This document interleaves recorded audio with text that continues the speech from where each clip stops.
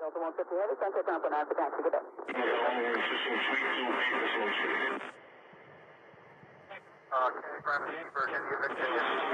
sorry, you going for? Sir, I want to go from Terminal 7 to 10 via Alpha 5. So I just want to move it into that terminal. 775. We have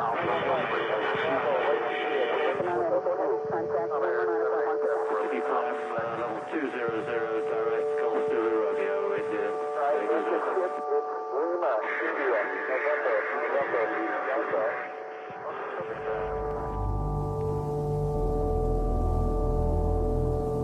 Hello. Hi. Do you speak English? Sure, what do you need? Okay, just a question. Do you know what is a chemtrail? The what? A chemtrail. I do know what a chemtrail is. Yeah, and is it true? Well, there's a big debate.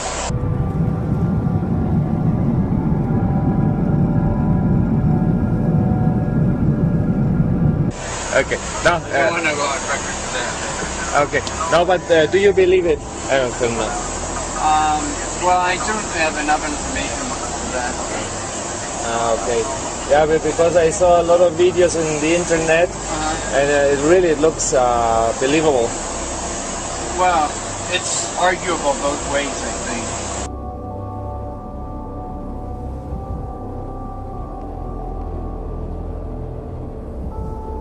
Yeah.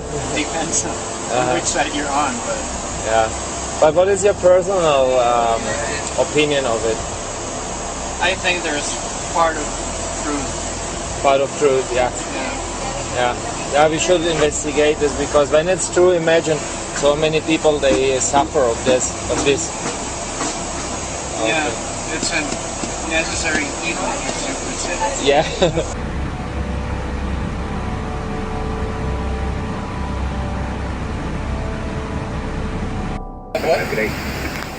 About the chemtrail generator. Oh. Let's make sure that thing's working. We're gonna check this out. I gotta. Oh, look at that! They're working. They're working. You can see the chemtrails coming out of the entrance here. Look at that. I'm dying to take a picture. Oh, of that's cool. My neighbor, you got yeah. So I see. Chemtrail gen. I'm doing a video. Chemtrail generators are on, and yeah, there it is. Look, you can see them. All right, that's awesome. It's working. How much more evidence do you need that they're spraying us with shit? Absolute fucking shit. There goes another one in the process. Don't tell me these pilots don't know what the fuck they're doing. They know what they're doing.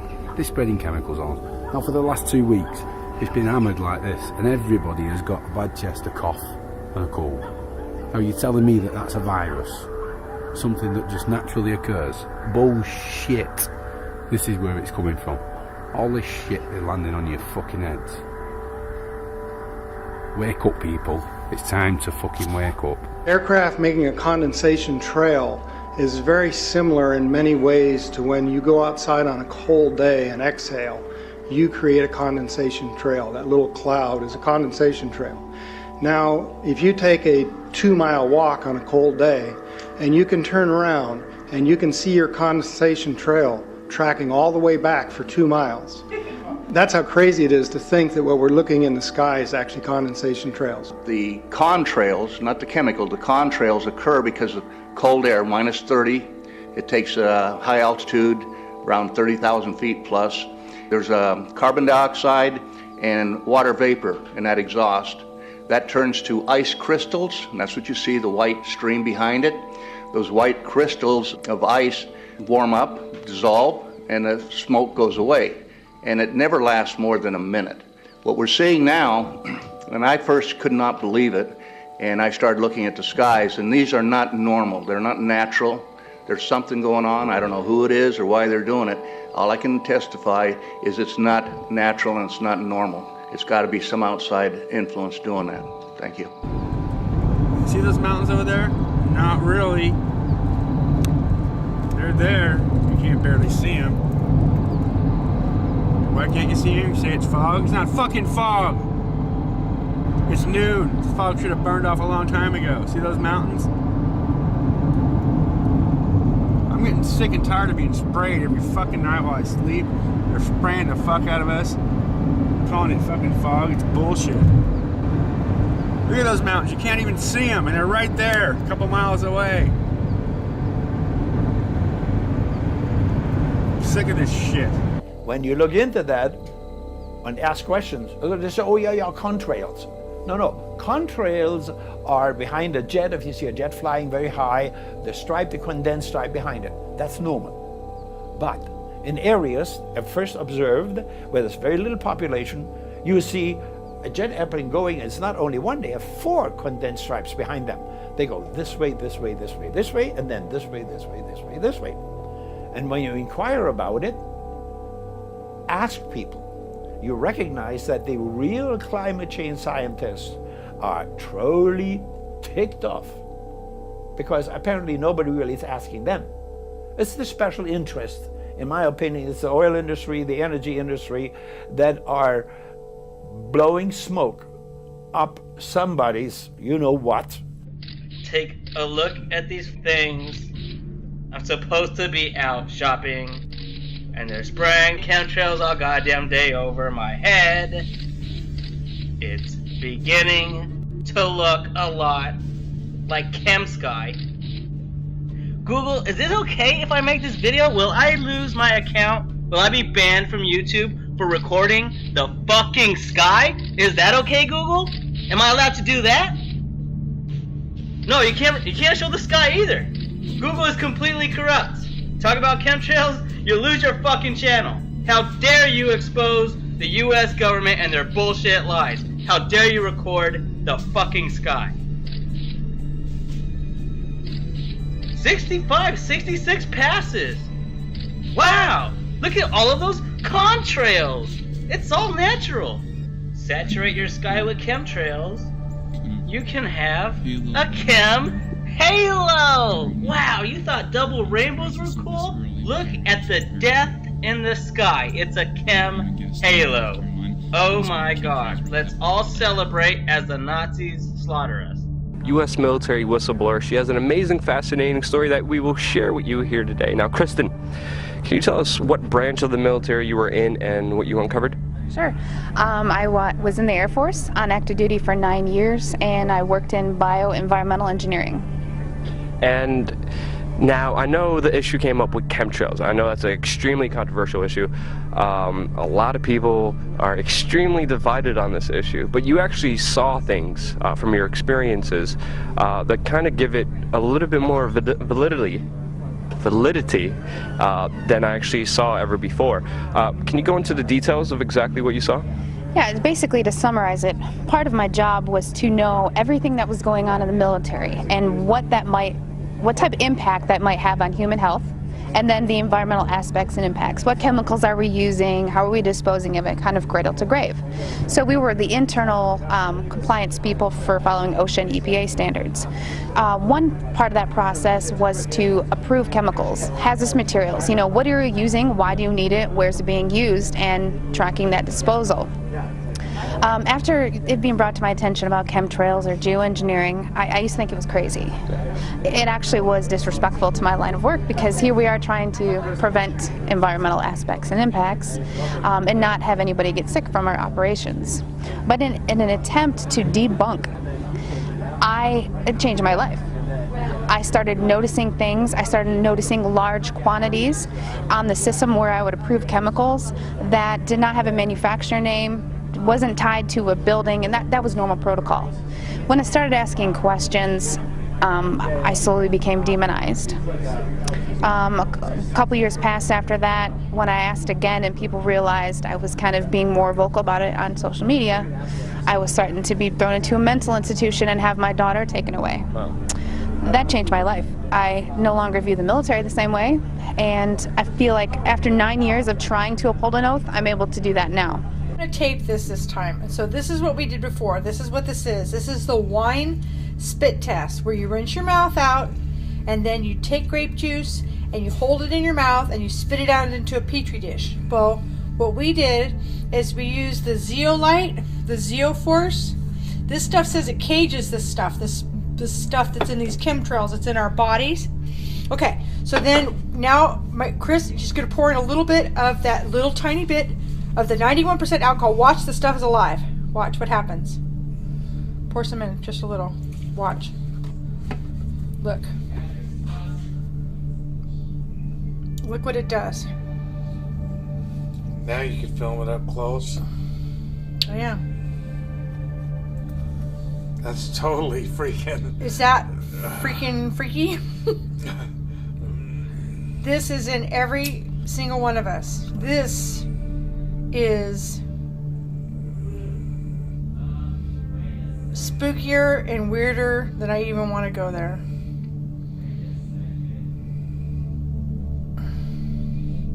Look at it. It's starting to get the other stuff.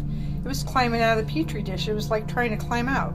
Whether people believe in chemtrails or not, the geoengineering should be scary enough. And when people learn about geoengineering, chemtrails will then become apparent because they're the same.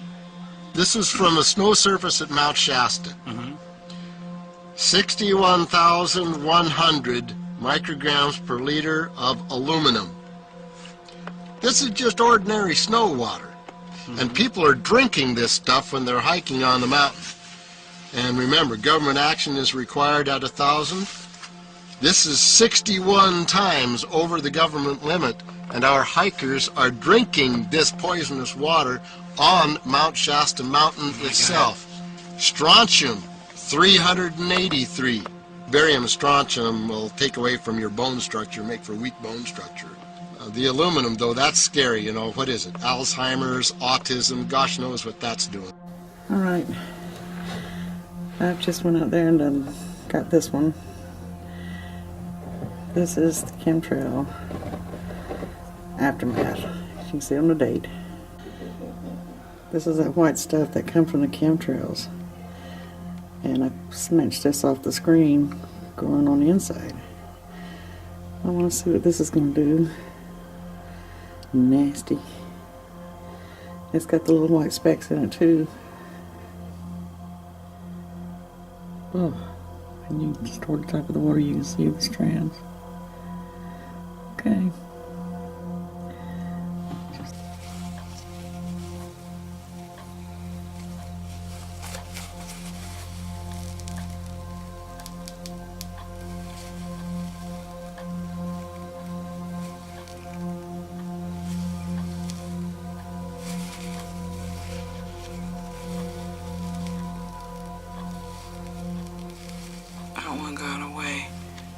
Numerous air quality studies, including from CARB, California Air Quality Resource Board, have named submicron-sized particulates as being particularly harmful for human respiration. Through all the discussions today, I have not heard any mention of this fallout, and has this been studied, and also the effects of a highly reactive metal like aluminum on toxifying soils and waters?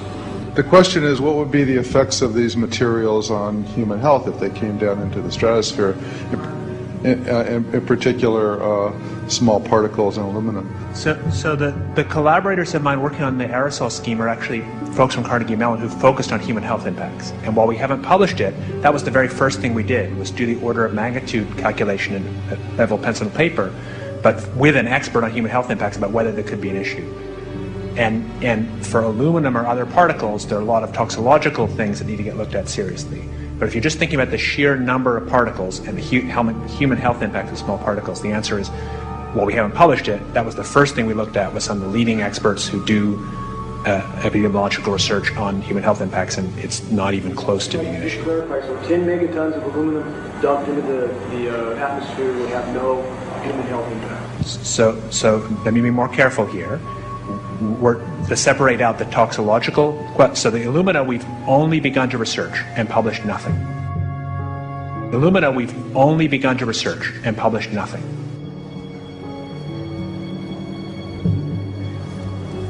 Dane looked at him and he said, so you're telling me that spraying 10 to 20 megatons of aluminum, as you said, would have no human health effects?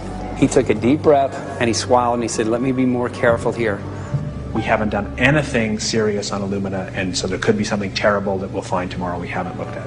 And that, for me, that was the whole main point of what is going to be coming out to the public. It's the damaging effects of aluminum that are being found around the world in massive amounts. Here's David Keith confronted on this very issue, and he looked, you know, at that point like they just let the cat out of the bag. Mm-hmm. We haven't done anything serious on alumina, and so there could be something terrible that we'll find tomorrow we haven't looked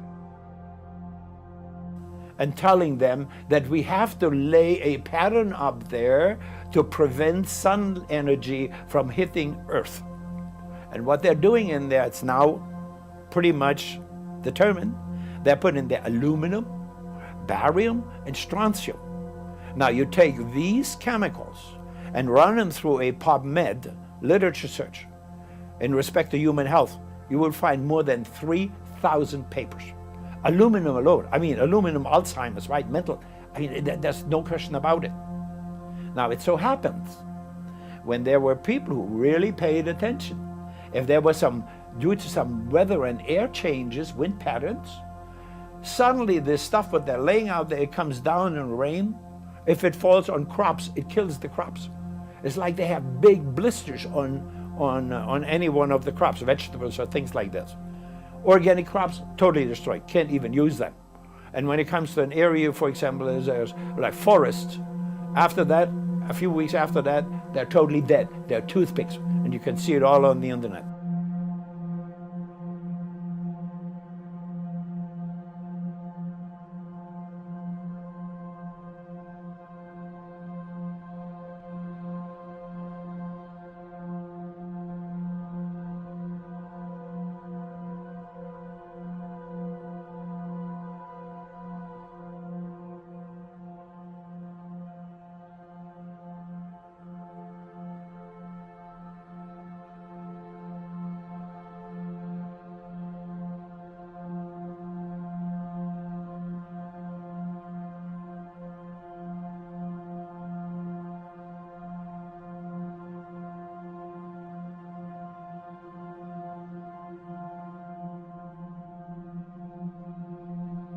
Luft- und Raumfahrttechniker und habe Flugzeuge repariert und so weiter.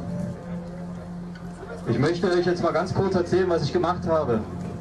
Ich habe auf dem militärischen Sonderflughafen Oberpfaffenhofen in Zusammenarbeit mit dem Deutschen Luft- und Raumfahrtzentrum ein Flugzeug mit einer Sprüheinrichtung ausgestattet, was an unserem Himmel giftige Substanzen versprüht.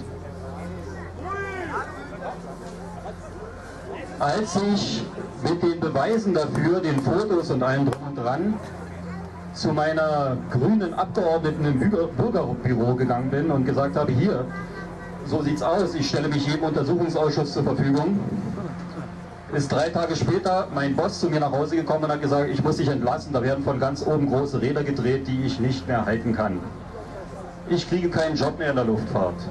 So you uncovered a lot of these hidden chemicals. Where's the connection with the chemtrails? Well, the connection is, at first, when I saw these large quantities of aluminum, barium, strontium oxides and sulfates, I thought, well, this could be for an industrialized process, for something called shot peening or, you know, bead blasting, things that you see in kind of the automotive industry. Except those were already accounted for.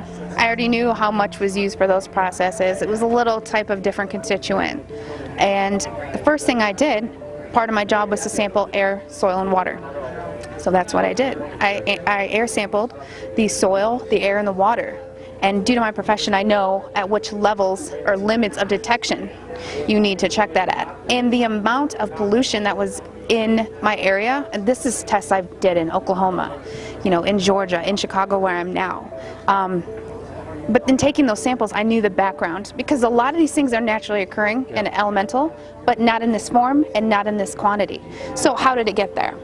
So just to clarify, you see these huge storage containers of these chemicals. Then you do the test on the air and soil, and you see these same chemicals in the air and soil now. And that's pretty much been the main evidence I've seen people who are for chemtrails use, is saying, look at the soil, look at the water, look at all the chemicals in there. And now you're finally the person who's like, wait, I worked in the military, I saw a bunch of these chemicals there. That's crazy. It is crazy. I used to think it was crazy, and everyone asks, why are there no pictures? Yeah. Well, I'd like to see you try to take a picture inside of a restricted air hangar, because you'll have an M16 in your back. Yeah. And the hardest part for people to realize is, you know, where are the pilots? Like, there's people who have come forward, but these people are scared. You look at what's happened to whistleblowers, look at Snowden, look at Manning. People are scared. And I think because this topic is already labeled a conspiracy theory, I don't think the government necessarily views me as a threat yet. And I mean, I know it's not the most safe thing to do, but it's the right thing to do. It's laughed at. It's made obscure. But just to bring the point home, the question I have is why are they even chemtrailing? Why is the military and government chemtrailing us? I don't know. What's your understanding of it? Well, I don't have anything that can solidify, but I do have my opinions, and that is the history of weather weaponry. I mean, you can take away people's monetary system, you can take away people's rights, but you take their food and you disable their ecosystem, that's the #1 way to handicap people. And they've done it since the 40s, it's not new. Also seeing how it started out to be a government program, and then noticing that it is a way for private corporations to profit off this, whether it's controlling agriculture, you know, profiting. There's certain events, you know, you lose money on if it rains, or so knowing that you can kind of predict and control the weather, there's money there. I've also, you know, heard that it could be tied to Agenda 21, but for me, it's not about why. It's just stopping it. It needs to be stopped. Yeah, and it's called the crazy-ass conspiracy theory. The Chinese are doing it now, openly. They did it for the Olympics. I mean, they've sprayed people. I'm sure you've heard the St. Louis story. They did biological testing. So if the government is capable of doing that, why is it so hard for people to believe? And I don't know if you've heard about David Keith, but he's actually a geoengineer, Canadian. He works at Harvard. He just wrote a new book on climate engineering, and inadvertently he's brought more awareness to this, because I feel they're getting ready to admit it, and they're trying to sell it to us. You know, it's kind of like they sell vaccines to us, they sell fluoride to us. You know, fluoride is a mining waste product. Well, how can we make that good? You know, put it in your water. So I think that they're trying to now kind of admit it and act like they're going to start doing it, and they've already been doing it.